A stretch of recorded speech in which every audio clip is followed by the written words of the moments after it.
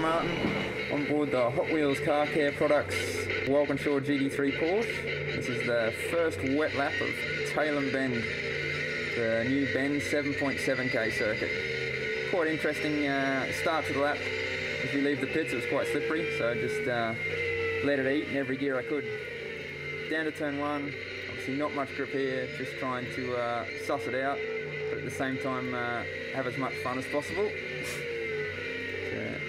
Through two into three, again just like having a look around. There's no obviously zero grip, it's crazy slippery. In third gear, just rolling around, just testing out here. This is obviously quite slippery in the dry, so I wasn't really sure how it was going to go. Down into T6, it's just like the line obviously there was like quite icy. Used first gear here on the out lap, probably should have been second. Fair bit of wheel spin then, up through 7, there's actually quite a bit of grip, down into 8. Just again, just trying to survive at the moment. Down into 9, this bit's quite cool and dry. There's quite a lot of opposite lock through here.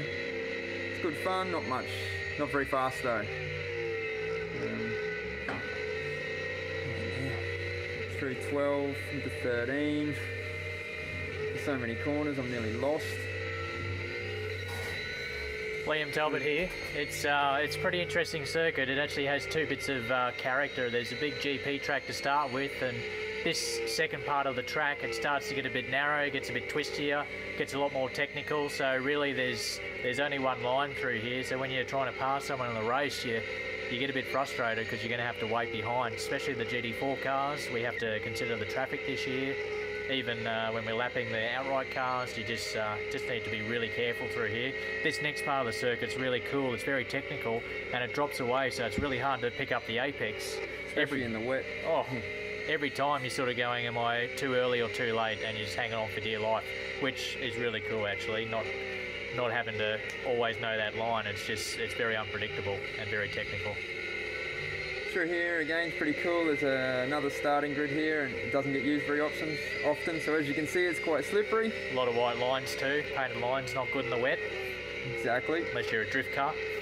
Which this thing pretty much has turned into at the moment. Yep. A lot of lines through here, like it's pretty open and flowing like Paul Ricard in the last sector, so it sort of flows and all of a sudden it just tightens with no features for reference.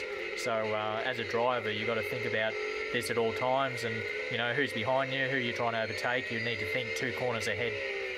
But again, like as Liam said before, it's like quite hard to pass through here. Now we're rejoining the start of the sort of international loop now, and this is normally 4th gear down to 3rd and fire it in, but in the rain obviously, as you can see, it's extremely slippery. There's a bit of a river that runs across the road here, which certainly you know you're alive when you run through that in the rain. Just awesome, these technical corners that you dive in, but then you need to think about the next part of the track to think about the placement of your car. There's a lot of, like most of the corners as well, are all like, you can sort of see the entry and maybe the apex, but you don't know where the exit is, so until you've done a couple of laps, it's extremely difficult to really know where you're going. This doesn't show it, but it's quite a tight corner. It actually turns back on itself a little bit, and then the next corner looks identical, but it's really flowing, so. There's a lot of places we can catch ourselves out, and during the race, you know, you might be under the pressure trying to overtake someone or be overtaken, and you're going to lose sight of where you are. So it's quite a exciting but challenging circuit at the same time. And that's a lap of the new Bend circuit here at Tailem Bend. #epic.